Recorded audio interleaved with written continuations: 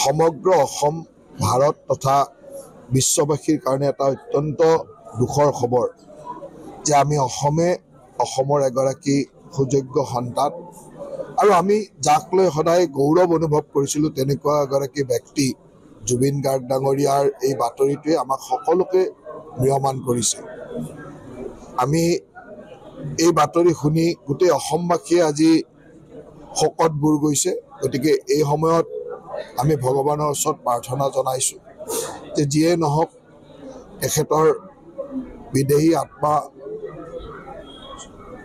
সুন্দৰভাৱে আমাক আশীৰ্বাদ দিয়ক আৰু আমাৰ অসমবাসীৰ মনত তেওঁ সদায় জিলিকি থাকিব, সদায় অমৰ হৈ থাকিব, তাত কোনো সন্দেহ নাই।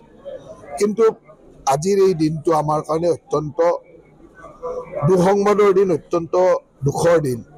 সেইকাৰণে আমাৰ ভাৰতীয় জনতা পাৰ্টীয়ে ইতিমধ্যে আজি এই মুহূৰ্তৰ পৰা খবৰটো শুনাৰ লগে লগে এই মুহূৰ্তৰ পৰা আমাৰ সকলো প্ৰচাৰ কাৰ্য, নিৰ্বাচনী প্ৰচাৰ কাৰ্য বন্ধ ৰাখিছোঁ। সমগ্ৰ অসম ভাৰত তথা বিশ্ববাসীৰ কাৰণে এটা অত্যন্ত দুখৰ খবৰ যে আমি অসমৰ এগৰাকী সুযোগ্য সন্তান আৰু আমি যাক লৈ সদায় গৌৰৱ অনুভৱ কৰিছিলোঁ তেনেকুৱা এগৰাকী ব্যক্তি জুবিন গাৰ্গ ডাঙৰীয়াৰ এই বাতৰিটোৱে আমাক সকলোকে ম্ৰিয়মান কৰিছে। আমি এই বাতৰি শুনি গোটেই অসমবাসীয়ে আজি শোকত বুৰ গৈছে। গতিকে এই সময়ত আমি ভগৱানৰ ওচৰত প্ৰাৰ্থনা জনাইছোঁ যে যিয়ে নহওক তেখেতৰ বিদেহী আত্মা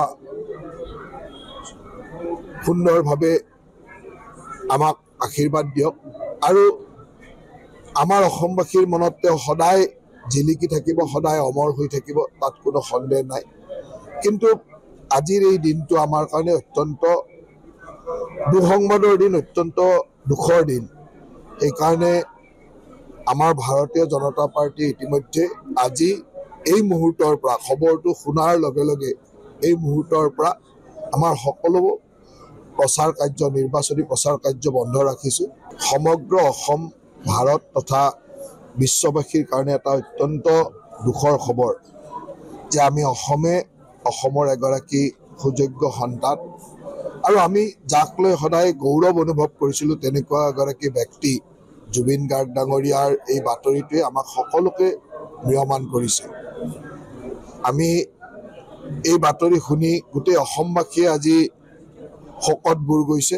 গতিকে এই সময়ত আমি ভগৱানৰ ওচৰত প্ৰাৰ্থনা জনাইছোঁ যে যিয়ে নহওক তেখেতৰ বিদেহী আত্মা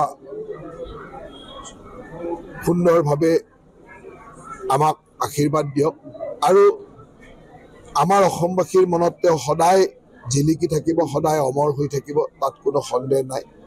কিন্তু আজিৰ এই দিনটো আমাৰ কাৰণে অত্যন্ত দুঃসংবাদৰ দিন, অত্যন্ত দুখৰ দিন।